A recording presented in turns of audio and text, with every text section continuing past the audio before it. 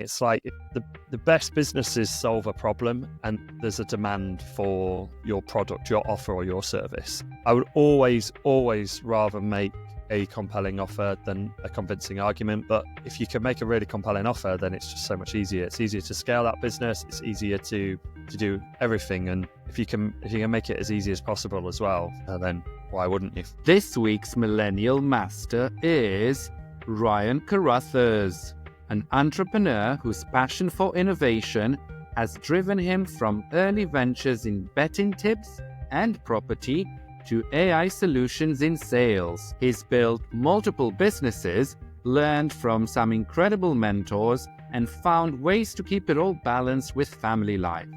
In this episode, Ryan shares how he turned his entrepreneurial dreams into reality with passion, perseverance, and a little bit of hustle. This episode is brought to you by Offwork.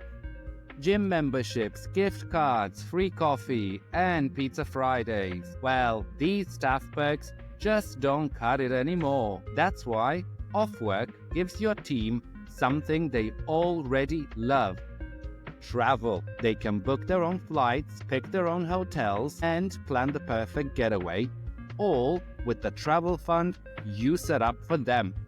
It's super easy. Just set the contributions and Offwork handles the rest. Better time off means less burnout, more motivation, and happier employees. Give your team a perk they'll actually love. Check out Offwork today on offwork.com. Millennial Masters is proudly sponsored by Jolt, the UK's top web hosting service. Whether you're launching a WordPress site or scaling up a custom app, every great project needs a reliable home. That's why Jolt has hosting plans starting at just £3.95 a month, with unbeatable deals on domain registrations too. Why Jolt? It's a no-brainer. There's no waiting around with support within 30 seconds on live chat. Your site stays live no matter what, with over 99.99% network uptime, and you can also pay with Bitcoin or American Express, so you can rack up those points too. How good is that? Sign up today and enjoy your first 3 months free. Head to jolt.co.uk to get started. Ryan, welcome to Millennial Masters. Thank you for having me, Daniel. It's a pleasure to be on your podcast. Likewise. So, your first entrepreneurial move was back in school, wasn't it? Yes. So you have done your research on me. Poor man, you've listened to me quite a few times then. Yeah, I was always an entrepreneurial kid, always doing the buying and selling of things and coming up with ideas. And there was a kid who came into school who wanted to buy a guitar, and I told him I'd buy all of his PlayStation games. That's what he was selling. Instead of him selling them individually. And I went home, said to my dad, I need some money. And this is amazing. My dad didn't say no. He said, what for? And he actually gave me the time to listen and explain it. And he was like, yeah, okay, cool. So I'll give you the money, but you're going to have to pay your debt off by coming to work for me. And then I was like, okay, cool, wicked. So he gave me the money, I bought the PlayStation games, and then I started to sell them individually at a higher price than he was selling them, or I took them to the shops in town to trade them in against the games that I wanted. So yeah, that's when it all started. And now I look back at that and I go, wow, my dad was amazing. And what he did was wicked. Instead of just shooting me down, he actually gave me the runway to go, well, you do have this idea here. I'm not going to shoot you down, and actually I'm going to enable that. And I believe in where you're going. So yeah, that's where it all started, I think. So that means that your parents and your family have always been very supportive of your entrepreneurial endeavors? Yeah, 100%. They're always really, really supportive. They always have been. They've never tried to slow me down. I think they knew anyway that if they did, I wouldn't have listened. But my dad was self-employed anyway, so he got it, and he knew the power of being his own boss. and they always tried to, in everything we did, support us and instill that confidence in us. So I always joke that they made this monster. But my mum is very confident as well. My mum is very to the point. We have a great relationship and we are very open and we speak our minds. And I've always been able to do that. So that testament to the way they brought me up. Speaking of the family business, not long after, there was a point where you had to take it over. Yeah, so unfortunately, my dad got ill. I was away at university. It seems like a lifetime ago now. And yeah, I looked after the business for him. It seems mad talking about it now, Daniel, because I've done so many things since then. So it's almost like I don't really think about it that often. But yeah, I mean, my dad had paid for me at university, paid for my accommodation, and he'd looked after me when I was there. We had these like 2 cards from Sainsbury's, a kid one and a parent one. And every Tuesday after he'd been to karate, he would swing past Sainsbury's and load it up. So I would have money to buy my shopping, pay for my accommodation. So yeah, I mean, when it needed it, I just stepped in and I ran it. And I loved it. I loved everything about being in business and I loved the challenge of it. For me, it's just a game and I love that. I just love the game of business and I love interacting with people and trying to solve that problem and then trying to solve it quicker and then just trying to beat myself all of the time. That's why I do it. And the first business game you had, funnily enough, it involved women's makeup at uni.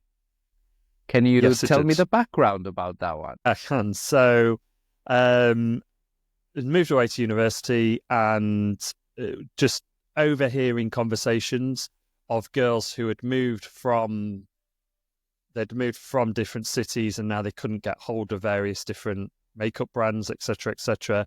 I was like, well, there's a problem. And they want to buy makeup. They need it. They use it. So I sourced some makeup, and again, my dad had given me the money to buy the makeup, and again, he knew what I was going to do with it. So he gave me some money and said, "You can just do whatever you want with this, son. This is for you to basically get through uni a bit." But I was in uni a lot. I studied physiotherapy and I had 40 hours a week almost in university for sort of 6-week period.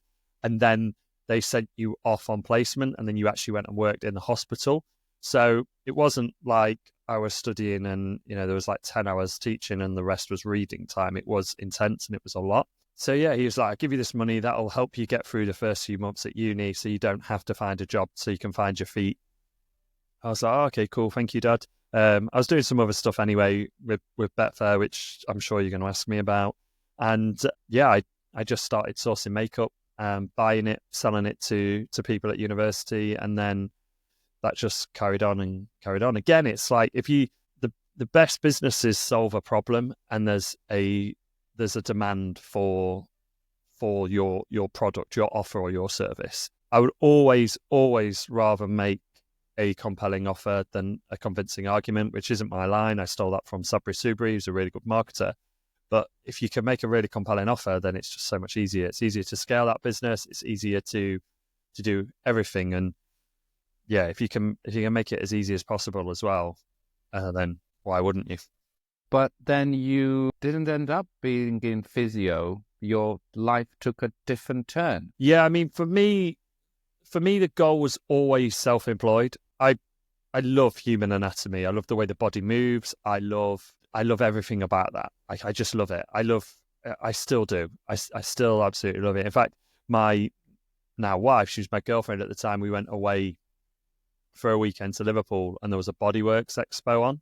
So it was like a full real human that had donated their body to science, fanned out muscles, organs, the lot. And she was like, you really want to do that, don't you? And I was like, yeah, I really, really want to do that. So, I mean, she's amazing. She was like, okay, cool, let's do it. And she literally got an anatomy lesson for like 2-3 hours. It was amazing. But yeah, so the goal for me was always self-employed physio, with my dad being ill, and with me doing my stuff on Betfair. That didn't happen. I had to prioritize other things. I'm not resentful of that. It's the best thing that ever happened to me. And I realized that I didn't actually need to do the physio degree, well, the physio stuff. I could carry on and I could do I could do my Betfair stuff. I could work with my dad. So like when my dad came back, I loved it. I still worked with him and I loved it. I loved the relationship we had. I just had fun. And everybody who knows me knows that I'm quite a fun person. I don't take myself too seriously at all. I value fun over so many things. And if I can have fun and make money, then that's what I want to do. Speaking about fun and money, let's talk about your Betfair adventure and community. How did that one come about? You said that you started it before you went into uni, so that was a bit of a side gig, passion, side hustle. Yes. How would you categorize it, at least to start with? I'd probably categorize it to start with as a young man earning good money, thinking, I don't know how long this is going to last, but let's go with it while it does. I was doing that. I was laying horses to not win races, and I was making money from it. I've always been interested in sport, football and horse racing, tennis. I just love sport. I will watch any sport. I will have a go at any sport. I love it. But I've always looked at it slightly differently to most people. And I think this is why I really liked physio as well, because with physiotherapy, there's a problem with the body. And you might feel a pain in your elbow, but it might actually stem from your spine. So it's actually, let's get to the root cause of the problem and the reason why something is moving the way it is, and then let's try and fix that. And it's the same for me with sport. It was, well, why is that horse not going to win? Why is that horse winning? There's a reason behind that, because there just is. So I would then go into the data and I'd find all those things out. And then people started asking me how I was doing it. And this was another lesson for me in business. People aren't always going to do the amount of work that you are, but they will pay for the shortcut to get to where you are. So I just said, I tell you what, I'll email you every single day. Well, they actually said that to me. They said, if you just email me every single day and I just pay you every month. And I was like, what? You want to do that? So I put together a terrible website and I had no idea how old any were of you this when works. you did that? So I was 23 and I'm 36 now. 22, 23, yeah. When I say that out loud, it scares me. Daniel, I even went into PayPal and I got the code for the button and I just put it on the website because I thought, well, it'll know what to do. So then it just literally had the open bracket / and the code for the button there. And I was like, why is it not doing the button? But yeah, basically people were paying me £30 a month and they just got access to my research. So all of the stats research that I was doing every single day to narrow down the best potentials for that day, I would just email it to them all. And then it's for me, it's a rabbit hole as well. If I'm interested in something, I see it's working and I just want to go deeper into that. What I really loved about that was people have always said to me for years, oh, you've got a good business brain. I don't know if people do have a business brain or not. I mean, you have an interest in something and then it's up to you whether you harness that or etc. And I just had an interest for getting more people on that email list and paying me. And then like the world of marketing opened up to me. I'd never really known about it. So I then dived into internet marketing and copywriting and Gary Halbert and David Ogilvy and James Schramko and all of these like old school marketers, direct response guys. And I was like, I love the power of words. And was that to expand the community around your betting tips? Yeah, 100%. It was to get more people on there. And then I started to understand the psychology behind it and people were actually what else they wanted and needed. And then from there, it was like, oh, okay, well, there's a need for a community environment because this is growing in traction and people haven't got anybody else to talk to about trading on Betfair. So I created a community and that has just grown and grown and grown. And I still own that to this day. And you also developed a course around community building. You developed another business around your community business to teach other people to build communities. Was that another typical case of I identify somebody's asking me how to do it and what the need for it is, and I'll go and market it as a separate business. Yeah, that that happened because I got locked down and I had nothing to do. So yeah, lockdown happened, but along along the journey to get to lockdown, people knew I had a membership and a community, and I had a YouTube channel, and you know, I think I've had 1.8 million views on YouTube and 250,000 podcast downloads. So people were like, "Oh, you kind of know what you're talking about when it comes to creating content, building a community." And along the way, people would ask me for help, and I would do that, and I really enjoyed it because it sort of scratched that entrepreneurial itch for me, where it's like I'm not going to create another business or another community because I know how much work goes into it. But I love the idea and I love what you want to do. So yeah, I'll help you, friends, and then friends of friends of friends. And then, yeah, lockdown happened and the sport got stopped. So it's like, well, okay, basically there's nothing to do. And then that pivot to people wanting to move online, take their business online happened. So people were just naturally coming to me and I was like, well, okay, I've got nothing to do. I might as well give this a go for a while. I don't know how long I'm going to be stuck at home. I would not have been able to just not do anything.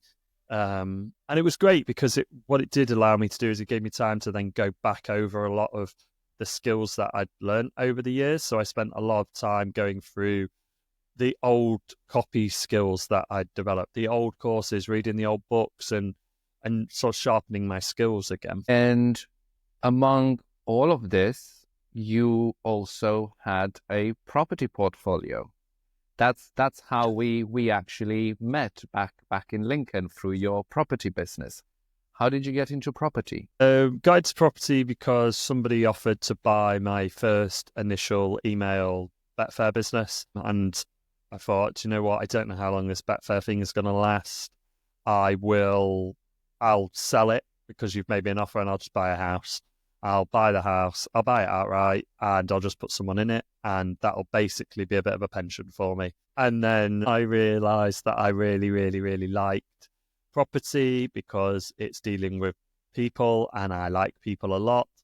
I also, the time scales for it worked because it wasn't intense in terms of like you didn't have to work on it all the time. It would be in spurts, in sprints. So I would find a piece of land eventually, because then that's what happened. I was buying student houses, I was converting pubs, etc. And the lead up to that would be keeping these relationships going with agents and stuff. And then, I'd go for coffee with them. So I'd be out, I'd be talking to people. It didn't impact my Betfair business. It just worked alongside it. So then I would have time to find these buildings, and then you build a team around that. You have a team of builders, you have an architect, you have planners, you have all of these people around you that help you, and you drive the vision of that project. And yeah, I absolutely loved that for a long time. I had a business partner in that who was a lot older than me, very, very experienced, very well respected in the property world, and I learned a lot about business and life from him. And yeah, it was a lot of fun for a lot of years. But you exited the property business. Yep. So my business partner didn't want to do the size of projects that I wanted to do, and that was fine. He's of a different age. He'd already built his life, built his portfolio. The risk wasn't there, and he did an amazing thing. He came to see me and said, "I don't want to hold you back. I don't want you to begrudge me in any way. So I'm going to do the right thing. I'm going to let you go and just go off on your own." And at the time I was like, "Oh, that's amazing. Thank you very much." I still love the bloke. We got on like house on fire. We were like best friends. He always joked and said that he had 2 girls. I'm the son he never had, because I was roughly the same age of his children. And it just wasn't as fun without him. I did not enjoy it. There was something about the way we worked. There was something about the fun we had. It was just not the same without him. And I just didn't enjoy it as much. And then I just didn't enjoy there was things happening in my life with children coming and various different bits and bobs like that. And I didn't enjoy the time it took to get the results. So, there was a potential project that I worked on for 18 months, nurturing that relationship and agreeing prices, figures, and all that kind of stuff, pulling investors in and raising capital to do the job. And then just right at the last second, the person who owned the land said they didn't want to sell it anymore. They were selling it to someone else. And it's like, oh, okay, I've just wasted 18 months of my life to get that. And that happens. And that's what you've got to do. And it's like, well, I don't want to do this anymore. I don't want to do that. I don't want to spend all that time to potentially make nothing. Because even then, if I'd have got that, it'd have been another 2-3 years to get the return. And as we've now seen, the cost of materials has gone up, the cost of labor has gone up, the cost of everything has gone up. So that was one of the things that I also didn't like, that you'd plan this project now and it might take a year or 2 years to build out. And then, what you forecast, and obviously you put the extra margins in and the safety nets and stuff, but you could very quickly see that you could spend 2 years building something or a year building something and then make not that much money. That sort of happened. And then very experienced head said to me that he's just finished a big project and he's worked out the time he spent on it and he basically got paid less than minimum wage with the payout. So there was that. And then my wife was talking about children, and I was looking at what returns I was getting elsewhere, and for the time spent, they were so much higher. So it was a very, very simple decision for me to go, okay, I'm done. I'm out. Reflecting on the power of partnerships, what would you say were the key traits of your property business partner that propelled you in that business up until the point where obviously you decided to go your separate ways? You said he was a mentor in many ways. Yes. What did that teach you? Good question. Very good question.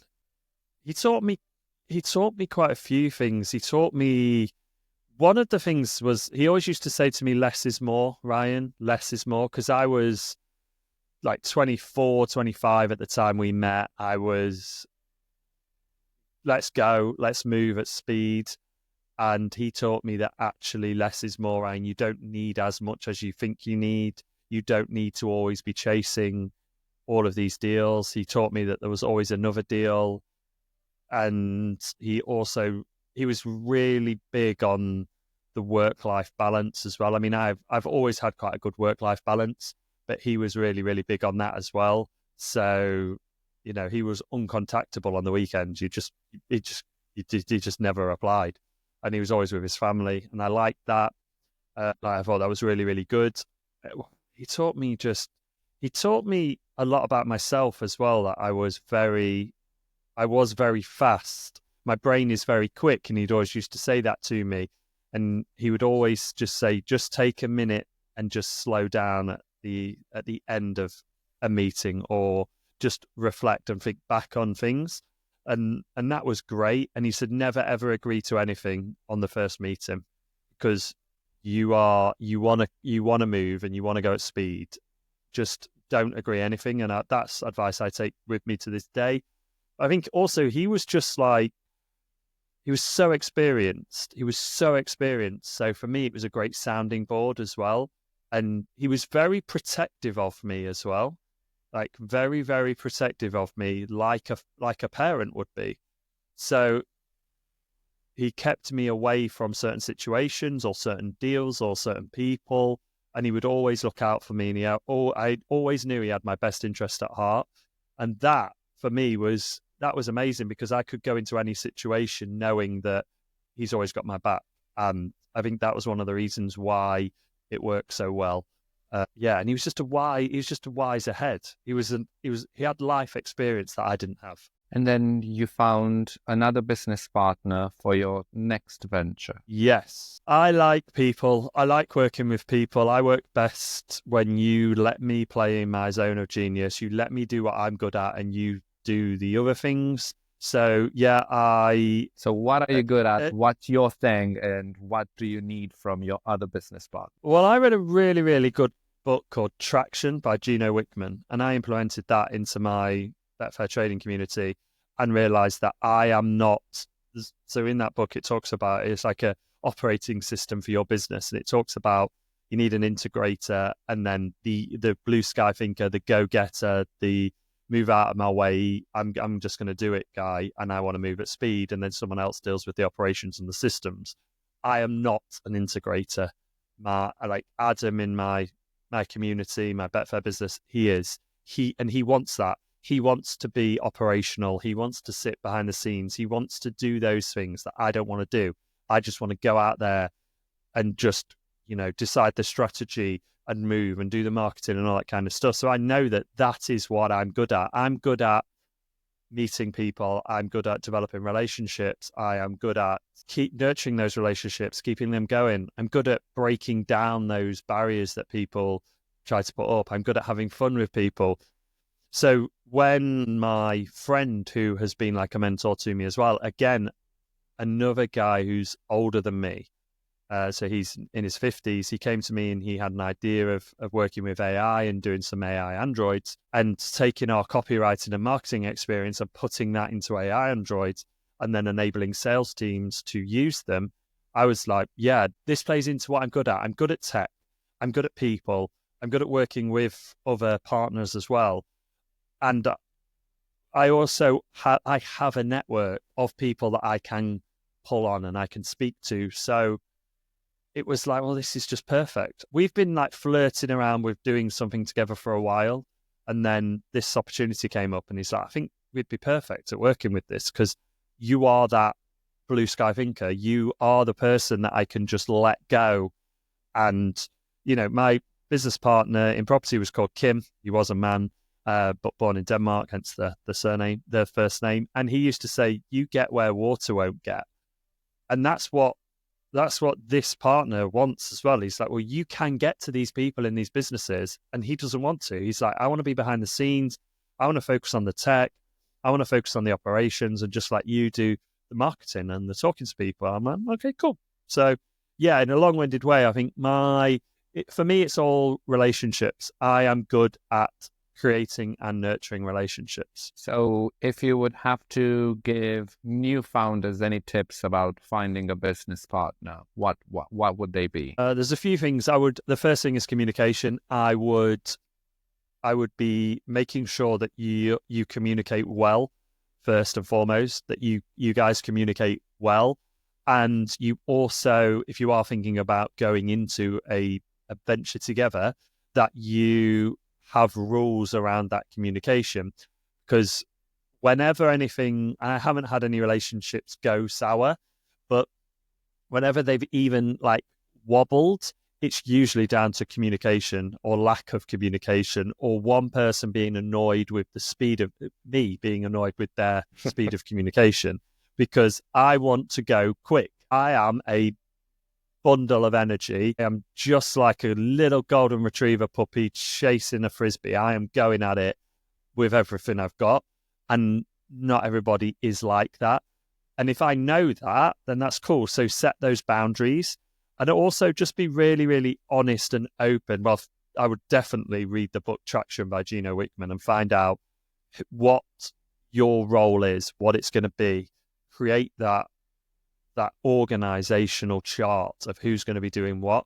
Because if you know what you're supposed to be doing and you've got a scorecard of that, then you can hold yourself accountable, they can hold you accountable, but also their skills, then their strengths and their weaknesses and their values, and then all of it can just stem. You've got the right person doing the right role, and you're all on the bus together and you're going in the right direction. So my advice would definitely be just make sure you have rules around how you communicate, read the book Traction, and just be really open and honest about what you want to do and what you don't want to do. And I think sometimes people are very, very excited to work with a certain person because of whatever they think it may bring, but just take a second to think about what it actually means to have a partner or a co-founder. And is that definitely what you want?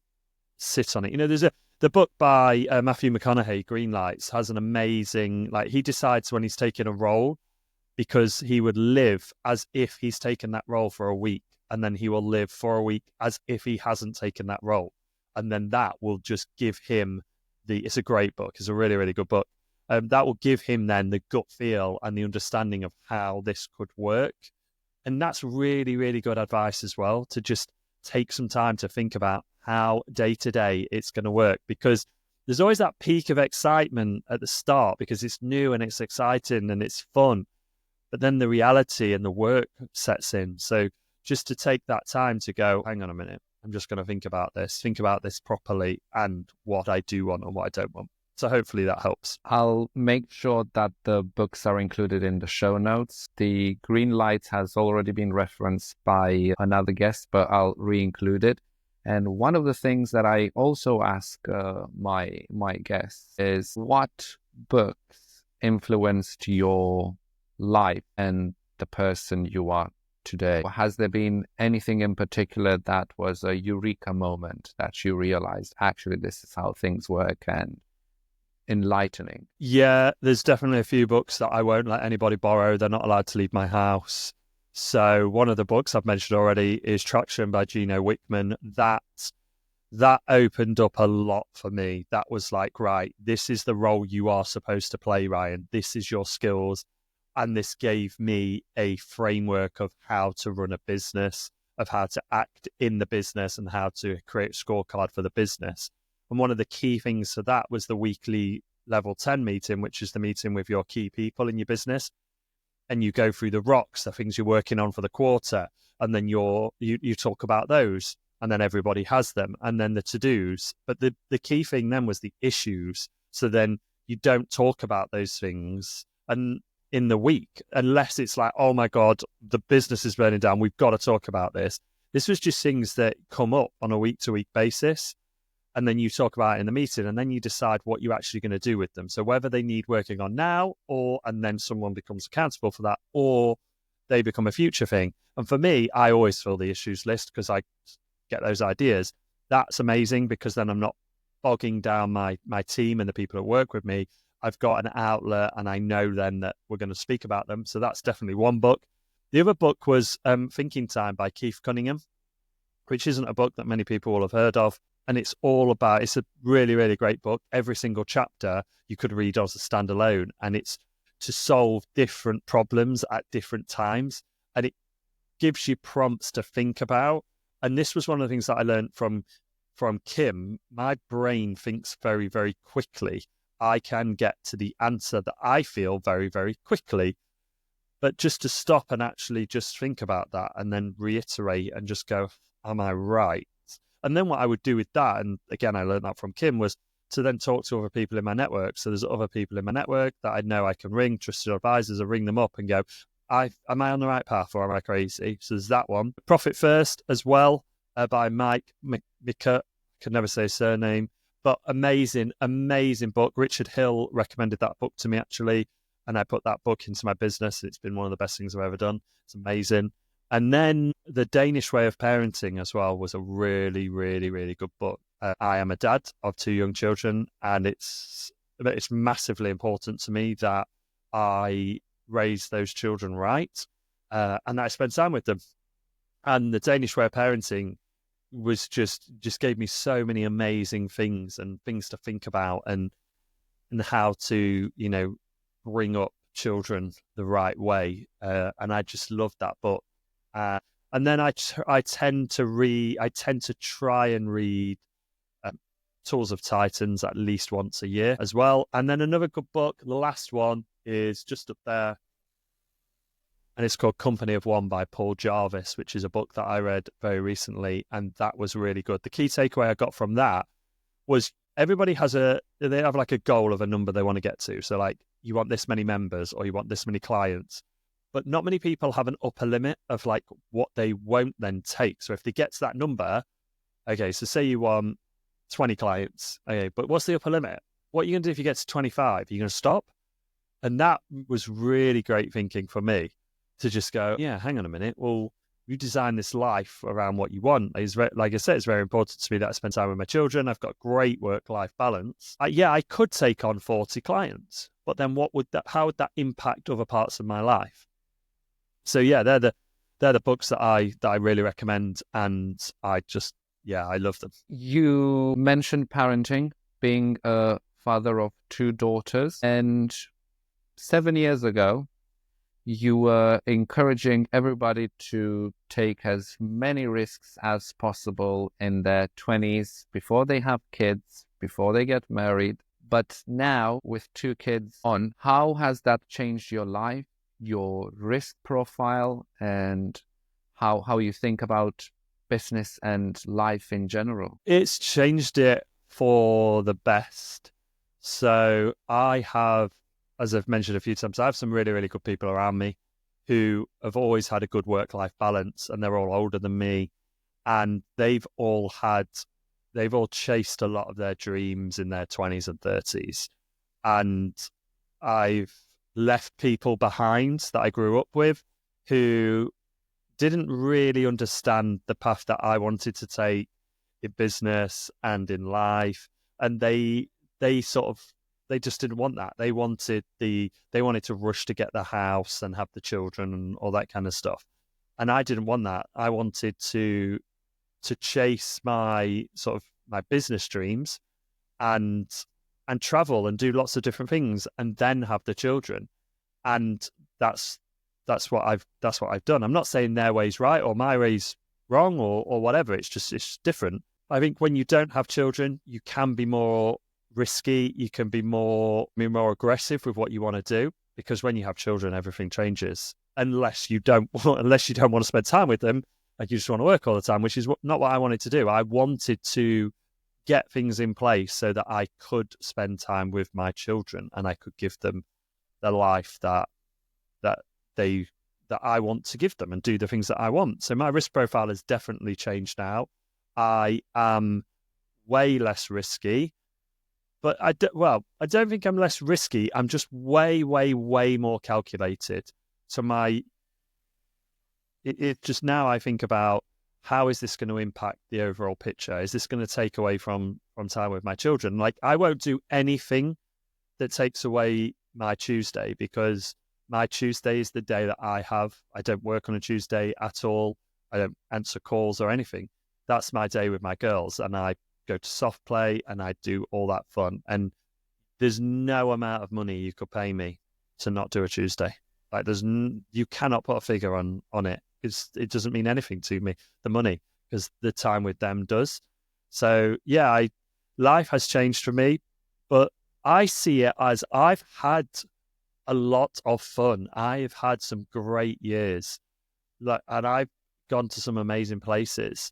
Like, one of the places I wanted to go to was California. I did a West Coast road trip for my honeymoon. It was amazing, me and the wife. A couple of weeks ago, I went back with the girls, and it was phenomenal. It was just phenomenal to do that again with them. So everything's got better for me. I don't see my children as slowing me down or anything like that. It just prioritizes what I do. And I tell you one thing it definitely does. It makes me get rid of a lot of faffy things that I think I should be doing, that I maybe would have done before, but now I just don't have time to do. So it prioritizes the big things that actually thing I should be doing. That you stop doing. Faffy thing. There's just like some meetings, for example, with some people. I'd be like, I'd do lots of different meetings, and now it's like I would actually ask different questions of the person I'm going to meet to make sure that it's actually worth my time. And just like your normal to-do list, I'd just be like, well, there's lots of things on there. It's like the 80-20. 80-20 works on everything. You're looking at to-do list going, well, probably 80% of that isn't going to make a difference. So now I don't have the time to do that. Let's just focus on the 20%. So that's one thing it has helped me do, is move out a lot of stuff that I shouldn't really be doing. So hopefully, again, that answers your question. You mentioned something that not many people talk about, which is kind of like leaving behind some people who don't align with your vision and trajectory. And I guess some other people shared it with me in the way of saying that you need to surround yourself with like-minded people. But you've put it from a different perspective. Was that easy? How do you intentionally lose contact in order to move on and surround yourself with like-minded people? Yeah, I mean, I found it easy, which isn't not in a cold way. It's just I just knew it was for the best for both of us. We would, I'd meet up with various people, and I'd just come away from it feeling a bit drained and like, well, that wasn't I don't think that was fun for either of us, really, was it? And then it was just a case of I think they felt it as well, because they knew that I wasn't. They know my energy. They know the type of person I am, and they know that wasn't me. That was there. Not that I was any different, but I was probably a lot quieter and a bit more of a. I didn't really add too much to the conversation because I found it boring, and we didn't really have anything to talk about. What energized me was talking about business and the books we were reading and the people I was meeting, and they didn't really want to talk about that. So yeah, it just became a case of, oh, we'll do something again soon. And then I wouldn't really arrange anything. And then maybe we would exchange the odd text message here and there, and, we'd have a chat that way. And it just sort of gradually fizzled out. And then I would choose to focus my time and energy on people that I enjoyed spending my time with, and that we had the same goals and we had the same alignment. And, I could add something to the conversation, and so could they.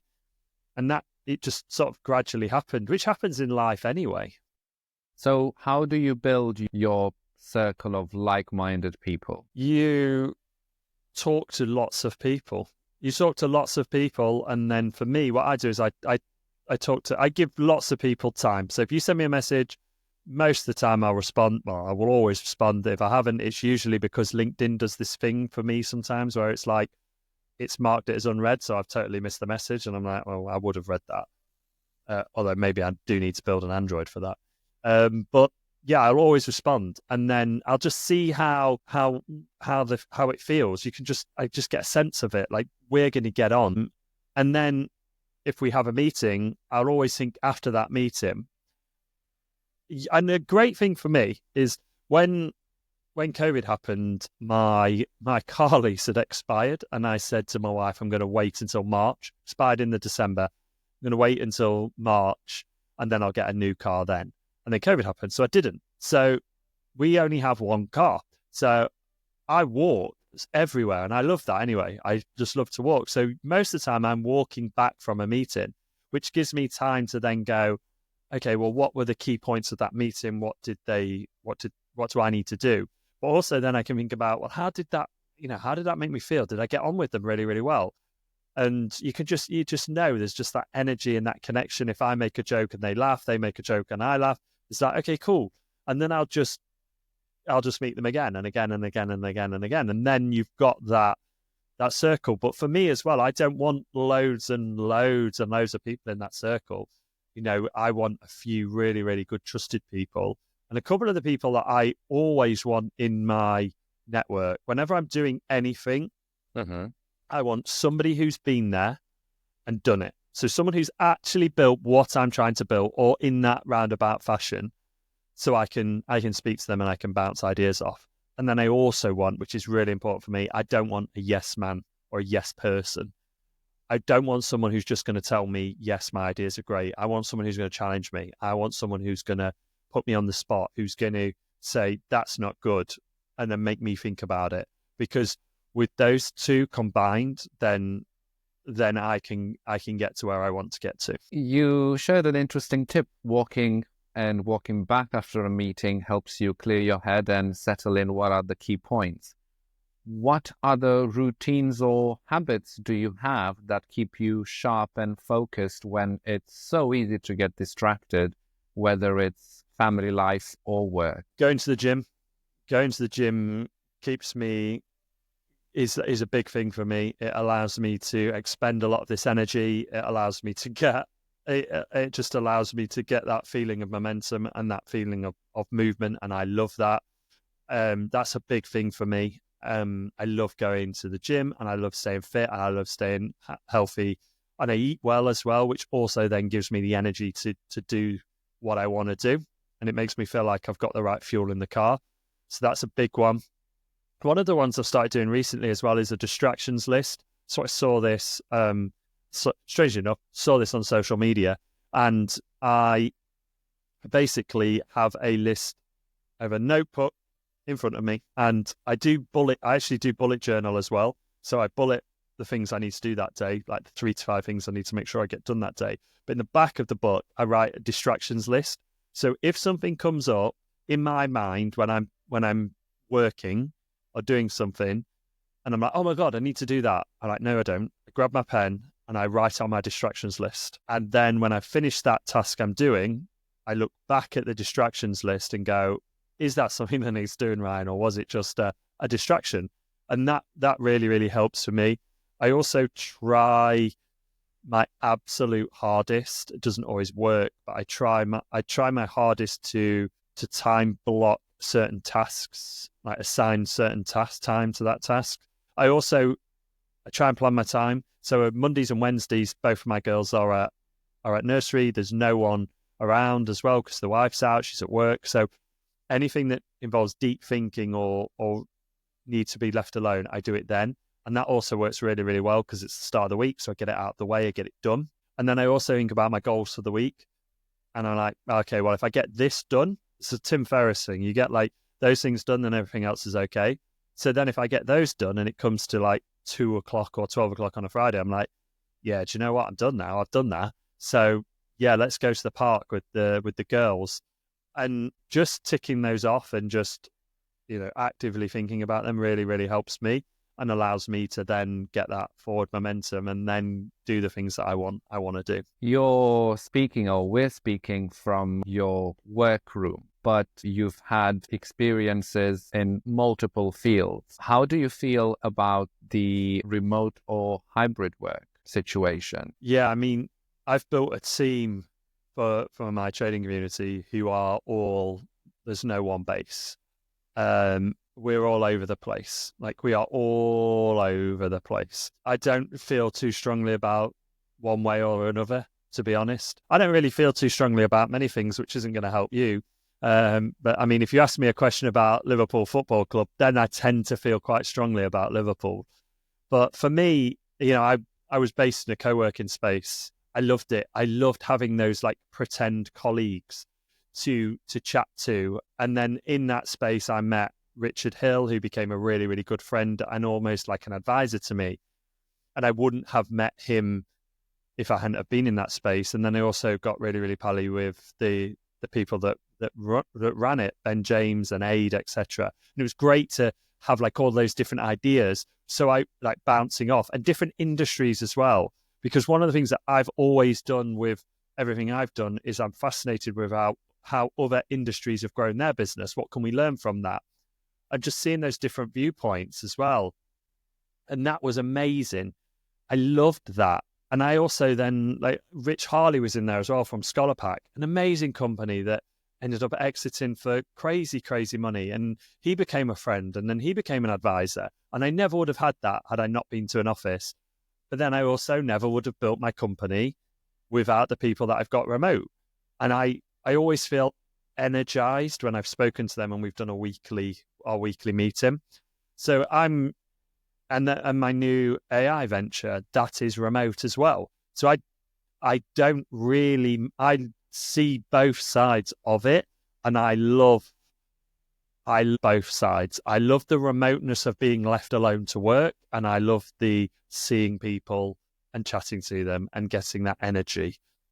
I know, though, my own personality, I have to monitor that because I could end up just talking to people about fun all day and then not actually getting any work done. While we're looking back and we're feeling introspective, what's the biggest sacrifice you've had to make to be where you are today? So it's weird because I don't feel like I've actually sacrificed anything because my life now, if you told 11-year-old Ryan that this is what his life would be like, he would not believe you. He would snap your hand off for it. I 100% know that. But I don't feel like I've made along any the way sacrifices. Across your journey. This is a really good question. I mean, I've had to sacrifice doing things with people. I've had to sacrifice certain friends and are now not friends because I've wanted to play a bigger game and I've wanted to do other things. I've had to sacrifice not going out and spending money or going out and not spending money. So those kind of things, or missing nights out because I had to build furniture for the houses we were developing. Or I never ever saw it as a sacrifice, Daniel. I always saw it as it must be done. It's got to be done to get to where I want to get to. I've never really seen it as a, I don't feel like I've lost anything, or I don't feel like I've missed out on anything. This question is going to haunt me for a good week, though. I'm going to be thinking about this a lot. We'll have a coffee catch up and we'll talk about it. But I Yeah. want to turn to the future now. And your latest venture deals with AI. It's the thing that's on everybody's lips right now. The markets are going crazy. The AI ventures are raising crazy money, and it's an industry with potential to disrupt basically all aspects of life. And you're looking at disrupting sales. Yes, and I think with AI now, there's a few things with AI. Right now, AI is the worst it's ever going to be, and it's already mind-blowing. And I already know what you're going to do with that clip. Like, I know what you're going to do with that. You're going to clip that, and that's going to be everywhere. I'm going to now see my face for the next week all over LinkedIn. There's that. I also think the AI train will disrupt so many industries, and the train has already left the station, and people are scrambling now to keep up with it. And one of the things that I am definitely seeing, and the reason why I'm doing what I'm doing, is that sales teams are they just have so much to do. They have leads coming in that they're supposed to be calling. They have leads that they are supposed to be closing that they need to call. They have dead leads to ring up. So what I'm doing is enabling the sales teams to do what they're really, really good at, which is just close the business. So the androids that I build reactivate dead leads via AI. They talk like a real human. They have conversational SMS, WhatsApp. When you say LinkedIn, Android, you mean do. chatbot, just to be clear for everybody tuning in. Yeah, but everybody tuning in probably has some experience with a chatbot that's terrible. Whereas if they tried my Android out, they'd be like, wow, that is actually a real person. So one of my clients, for example, over the last 2 months, we've had 400 conversations with some of their dead leads. They've booked 25 sales calls, and only 2 people have said this isn't a real human. So it's real conversational. Anyone who tries it goes, oh, that's pretty good, that. So yeah, I mean, we'll talk to those dead leads, we'll reactivate them. And then the leads that you are working as well, if they don't pick up the phone, we'll chat to them via SMS or via WhatsApp, and we'll reactivate them, and we'll book them on your calendar. So the sales team just come in and go, this is my calendar. Here's a summary of the conversation they've had. Fantastic. I just need to do what I'm good at, which is, I think, the best use of AI. A lot of people wonder and worry about where they should start with AI. And if you're in a sales business, AI is the best place. Sales and AI is the best place to start, because you can test it out with your dead leads. Doesn't matter if it all goes to pot, because they're dead anyway. If you can then reactivate them and get some sales in, then it's like, okay, now I can start to open the door. My confidence is starting to increase in this, and then I can start to get rid of some of the repetitive tasks. I've been talking to someone just today only about one of their onboarding of their customers, and they have so many documents that they have to collect. It's like, okay, well, is your team bogged down by that? Yeah, they hate it. Okay, well, an AI can do all that. Android can do all of that, can collect all of the documents you need for your business for onboarding that client. And then that client relationship manager can just deal with keeping the client happy. And it can have multiple conversations. And as well, as we do move towards people pushing a better work-life balance, people wanting to get away from working all of the hours, working after hours, AI can just help with that. Like, there's no need for you to be answering any calls out of hours. There's a client of mine, and one of their sales people literally took their phone home with them and they would be messaging leads that came in after hours. Then we built an Android that speaks to them, gets the exact same information. It does it so much faster, and it books calls on the calendar. That person now doesn't need to work after hours. They are so much happier.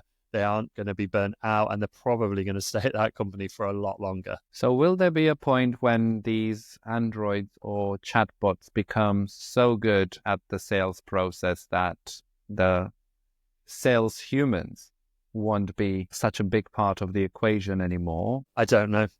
I don't know is the honest answer. I don't know where it's going to go. I think right now it's at a point where it's AI and humans. It's assisted. It's working together. Mm-hmm. I don't know if it's good. It probably will get good enough to be able to handle sales calls, voice AI, but there's always going to be a need for a human at some point to handle some part of that process, whether that is to actually just do the very, very last bit of the sale or to do something else creative.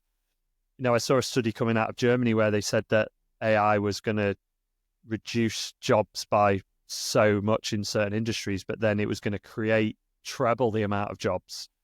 And there's lots of studies around that, and there's lots of studies like that. So I just don't know. I think I could see a world where AI could handle 90% of the sales job, and then the last 10% is the real tricky, nitty gritty, tricky bit. But then if that's what's happening, then the sales team are going to be doing real creative, complex, like mind juggling work that's going to be just fun for them. They're not going to have to deal with sending out the quotes or doing the follow up, or they're going to get to play some mental gymnastics and do some of the fun bits that they want to do. Or if they don't, then they can find another role in a company or do another passion. Speaking of other passions, something that you highlighted is the informal education and not having to go through a formal education process to get good at something. You mentioned reading books, watching YouTube videos, and throwing yourself into something. Is the current educational system outdated, especially with the advent of AI, which could bring personalized learning for people as well? Well, I've been out of education for a while, so I don't really know too much about it. I'm looking at schools now for my daughter, which is scary, but I can only talk back to the experience that I had and that I went through. And also I've been asked to speak at Lincoln University a few times.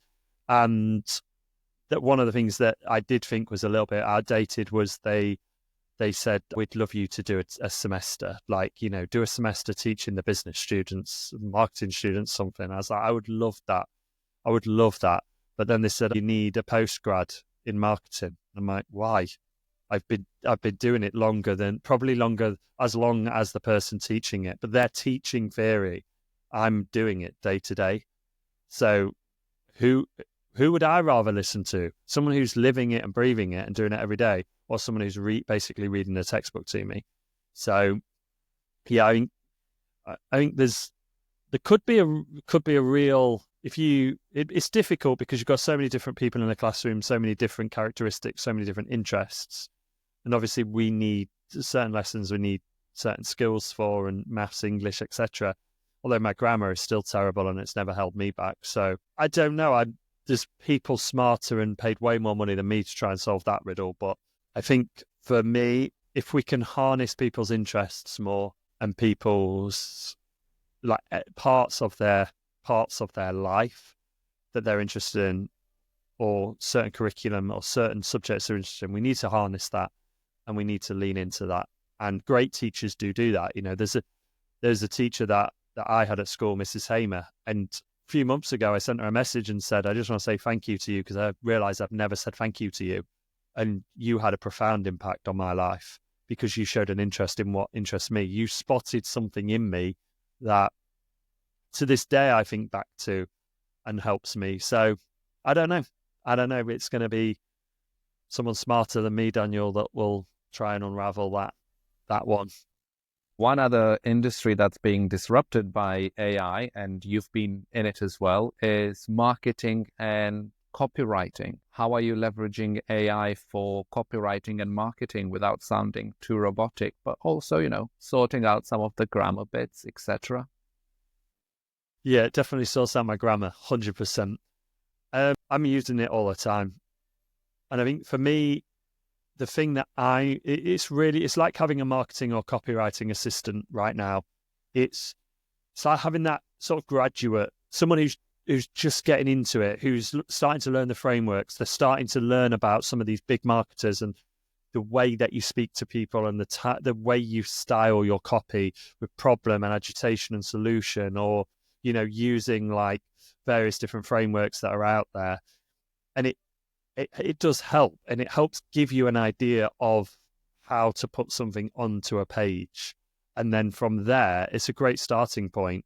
And I'm using it like that. I'm basically using it as, instead of me having to come up with a first draft or a second draft, it's like having someone sat next to me who is trained in marketing and copywriting to get something on the page. And then I can then come in and then add my experience to it and my experience of the market.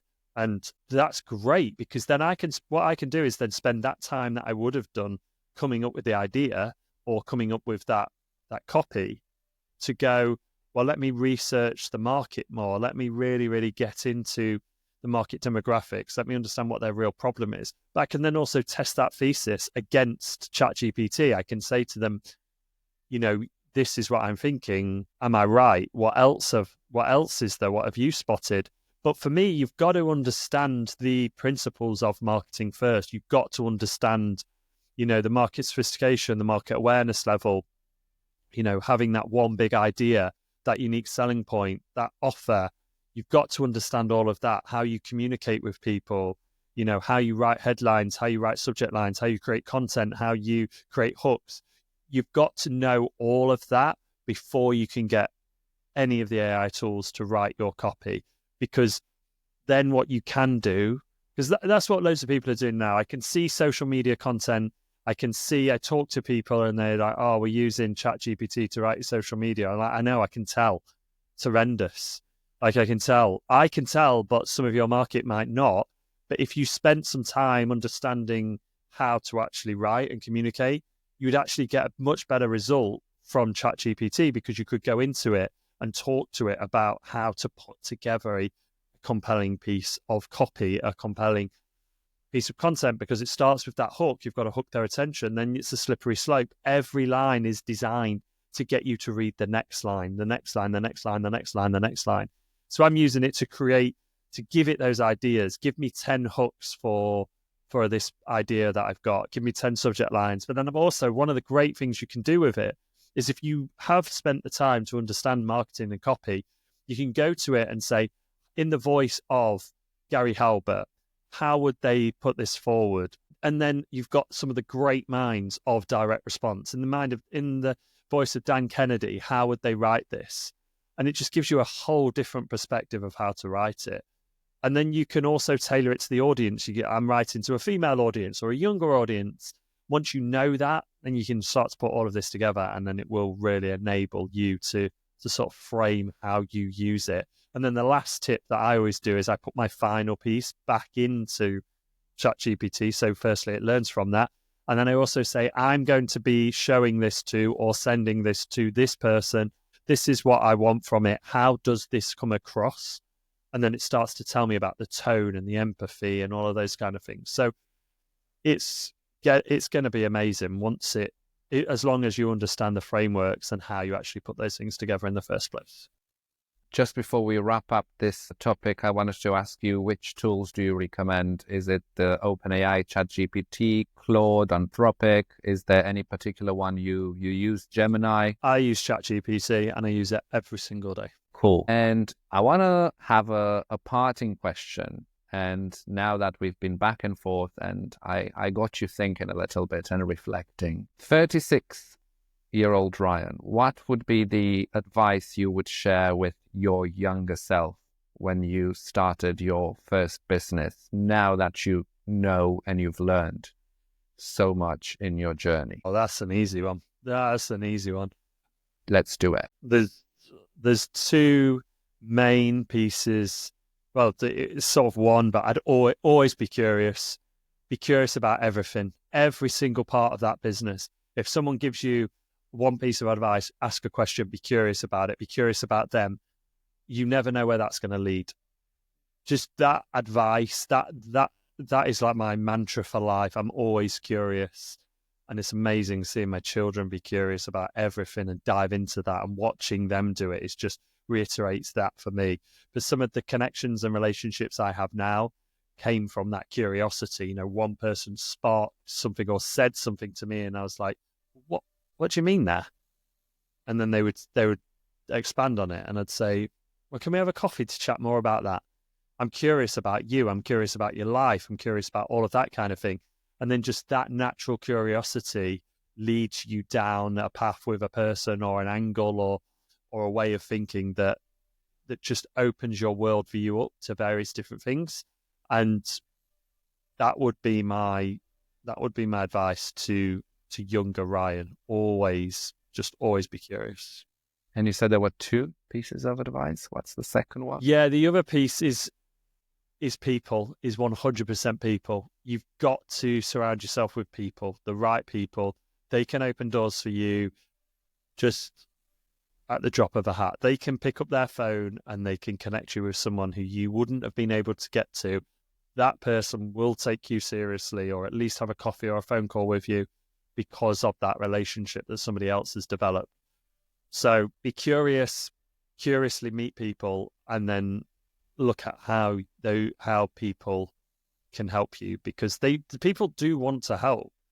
You know, you'll be amazed at what people will do if you just ask them for help. And that's a great spot to taper off our discussion for today. Thank you so much, Ryan, for sharing the wisdom. Thank you very much for having me. Hopefully some people got some gold nuggets from that. Sure they have. Thanks for sticking till the end for another great episode of Millennial Masters. But don't keep this to yourself. Please share the wisdom with someone else. And it will also help me spread the word. Don't miss out on my book club and extra features. Get them in your inbox every week. Simply subscribe on millennialmasters.net. Catch you next week.